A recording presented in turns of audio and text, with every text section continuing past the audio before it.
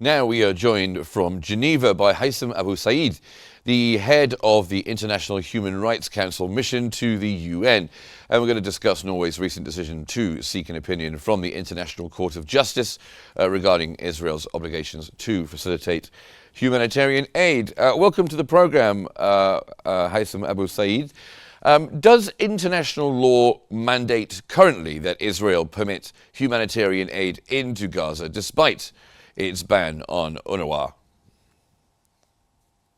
Well, first of all, the Israeli decision to ban the work of the United Nations, the UNRWA, must be condemned from our sides. This is considered first a flagrant violation of the Vienna Convention governed by diplomatic framework, and secondly, it indicates the extent of Israeli insistence on its plan to deport Palestinians from Gaza and the West Bank, which have indicated that we have indicated ever since the beginning of the outbreak war in October 7th, 2023. We feel that whether there are countries that will join Norway in the International Court of Justice or not, the answer is going to be yes. We believe that the countries will emphasize their work, and they will boost the proposal of the Norway into the International Justice Court, but it's going to be done gradually, not in a one bulk, if you will. And if the ICJ does issue an opinion in favor of facilitating aid to Gaza, what enforcement mechanisms might there be? Well, we have the Security Council mechanism, but we're still having a certain problem with this mechanism because of the U.S. position that's always opposing any resolution on Israel, and they are blocking by using the veto, especially in heavy violations, humanitarian cases. So we believe that we have another solution by going through the General Assembly, and this is a proposition that I made to the Secretary General, Antonio Guterres, and to the High Commissioner of the United Nations Human Rights Council, Mr. Volker Turk, to use the Article 108 of the Security Council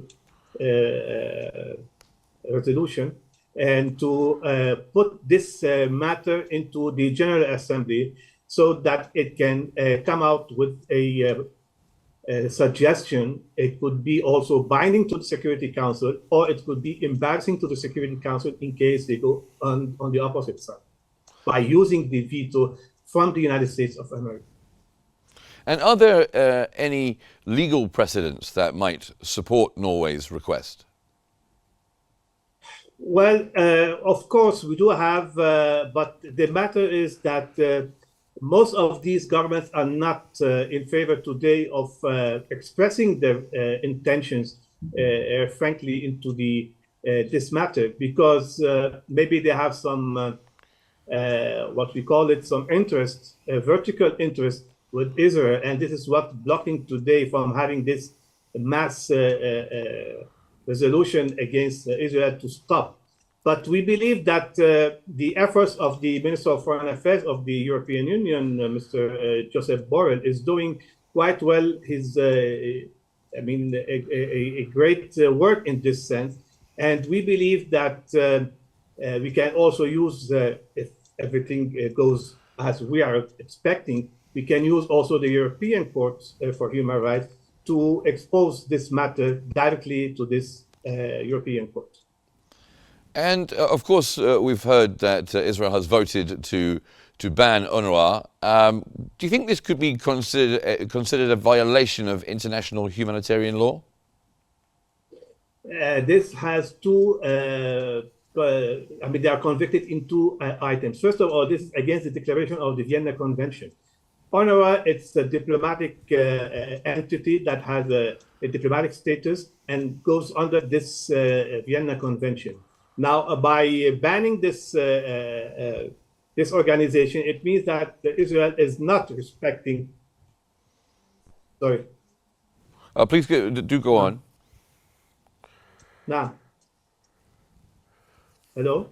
Hi there. Yes, please do continue. Yes, I was saying that Israel did violate two issues in this matter. First of all, they are exposing themselves against the Vienna Convention 1961, 1963, because UNRWA goes under, as I said, under this declaration. And secondly, they are showing that they have they are not showing any interest to respect the international law, and they are going by the proper agenda, which is to transfer all Palestinians, as they already declared, and it is now obvious to everybody that this is their proper intention at the end of this war, to evacuate all the Palestinians from Gaza and the West Bank. And I believe that this is purely against the Geneva Convention, the fourth Geneva Convention, and it also goes against all the other international humanitarian law, because what they are doing today by suppressing the people, by imposing hunger to the mass population, those who are still in the north of Gaza, and this is also against international. And could you foresee a situation where more countries join Norway's effort? What does this mean for international for Palestine? I believe that Spain will join, probably Italy as well, as we are to understand their position, and this position will boost the Palestinian Authority because it will help them by a strong recognition against the international community. Well, thank you so much for joining us on the program. Haitham Abu Saeed, the head of International Human Rights Council mission to the United Nations, joining us from Geneva. Thank you very much for your insights.